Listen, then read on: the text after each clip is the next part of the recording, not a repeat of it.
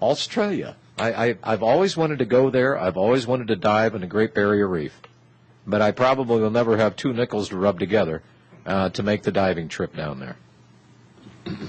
It's a very long flight. Yeah, that's what I've heard. If I didn't have other responsibilities, I'd work myself. Do they still have tramp steamers?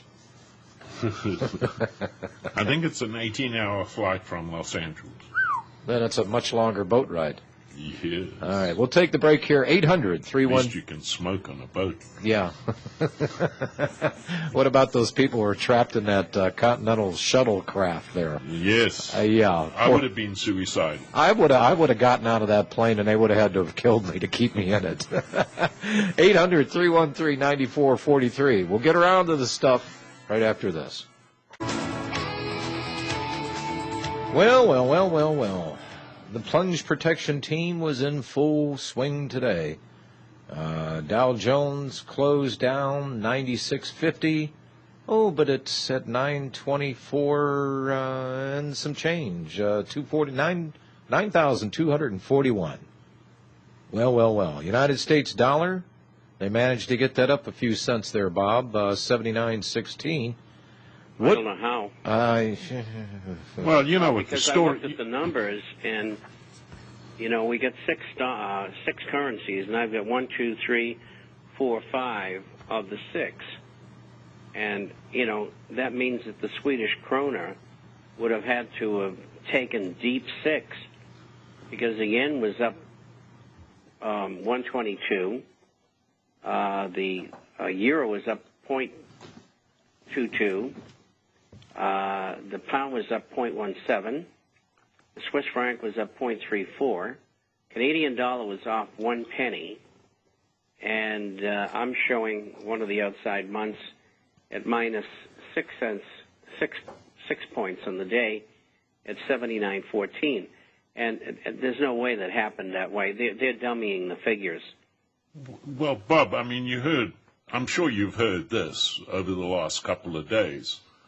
All of a sudden there's, and CNBC is the one responsible for pushing this, is that they are pricing in a quarter-point rate hike by the Fed for December. Mm-hmm. Well, the chances of a quarter-point rate hike are absolutely remote. If they raise interest rates, the economy is going to come unglued. I guess tomorrow is going to be the show me time. We will find out tomorrow from the Fed whether or not, and I don't know if they'll leave that language vague in there, that they're concerned about inflation and obviously watching things, and they may pull the punch bowl. So it'll be up to the interpretation of the words from the FOMC tomorrow. Well, you can expect that they'll be positive because they need to try to keep the market up, the dollar up, and commodities and gold and silver are somewhat subdued during this second week of sales of U.S. Treasuries. Most of which are being bought through the swap agreements that the Fed has made. The Fed created another $500 billion out of thin air and swapped it with a bunch of central banks, which I listed in my last issue. And what they did was two things. They bought foreign currencies with the money, which they can sell into the market to stabilize the dollar. And the central banks with the dollars are under instructions to buy treasuries. So that'll be immediately monetized. And so that's what they're up to. And they're not going to tell you that, the public that, because it's a state secret. And so just like that $700 billion, nobody knows where it went, and they won't tell you. Incidentally, Rob, and have you seen any changes by the Treasury in regard to the holding of gold and silver bullion in retirement accounts? No. I have a piece from a major brokerage firm.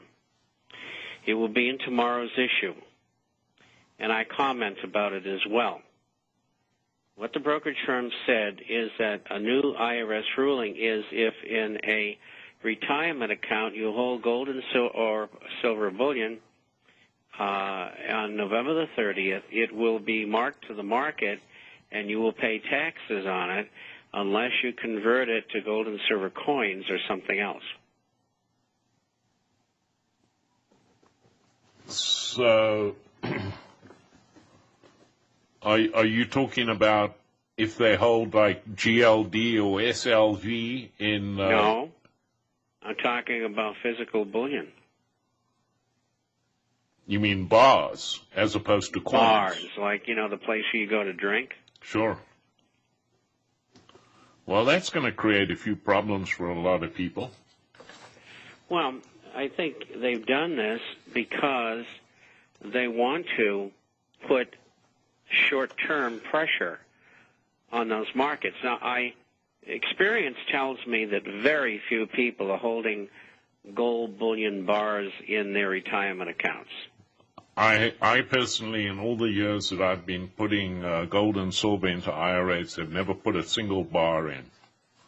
Well, that's not what I say, but with silver, there are people who I have run into who do have bullion silver. Yeah, and so it's a method of bringing pressure on the market on a very short-term basis.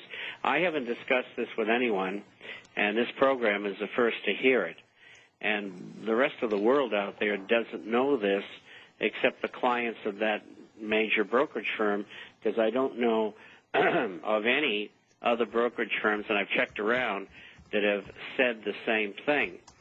And so I kind of rewrote it a little bit to leave their name out and make it clearer. But that's coming out in tomorrow's issue. And for those of you who are not subscribers, you want to get a free introductory copy, you should do so. It's important just to show you what the Treasury Department is up to. Well, didn't Geithner come out yesterday and say that the United States government has to raise its borrowing or debt ceiling because if they don't, they will be insolvent? He wants it bumped up over $12 trillion to, I think, $13 trillion. Now, Bob, I'm looking at this situation, and here is the representative of the Treasury, and just a stump guy for the banks, telling the government that you've got to raise, and you've got to do this constitutionally. If you don't do it by congressional dictate, well, then you're bankrupt.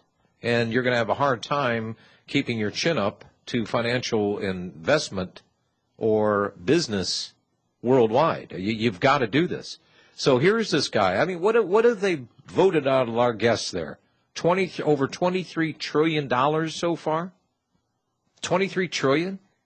23.7 to be exactamente. So we've got the madman sitting up there telling our government, our Congress critters, our worthless, useless, I don't even want to get into that because I'll probably say something bad on the air. But he's telling these people, oh, you got to raise your debt limit. You got to make it all legal. They're driving us right into a hole. What has anybody figured? I don't have a calculator to figure this out. It's been years since I used a scientific calculator.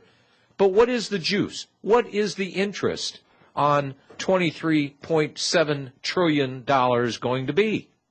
A lot. Too much. And it's going to pour into the coffers of the Federal Reserve, who in turn is going to distribute it among those criminal cretins that own the Federal Reserve. Well, they're going to make people feel good. We're going to have cash for clunkers. We'll have another giveaway program, and it's nothing but shifting money from one little bag to the next. But my God, Bob, has this been haunting you? Is there nobody in this Congress or in the Senate willing to stand on the floor and say, you know what? You people have got to be stopped. We have got to pull your charter. We've got to quit doing business with a private corporation that is now running, in control, and running this country right into the ground.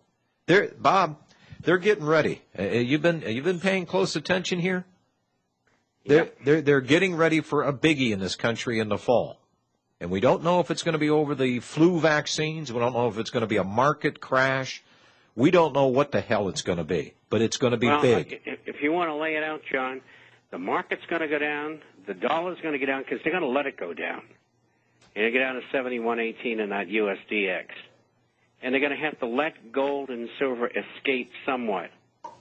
And that means it'll break out to a new high. I think commodities are going to start correcting at the end of the month, and rightly so. They've had a big run off the bottom. It's time to take profits, and that's normal.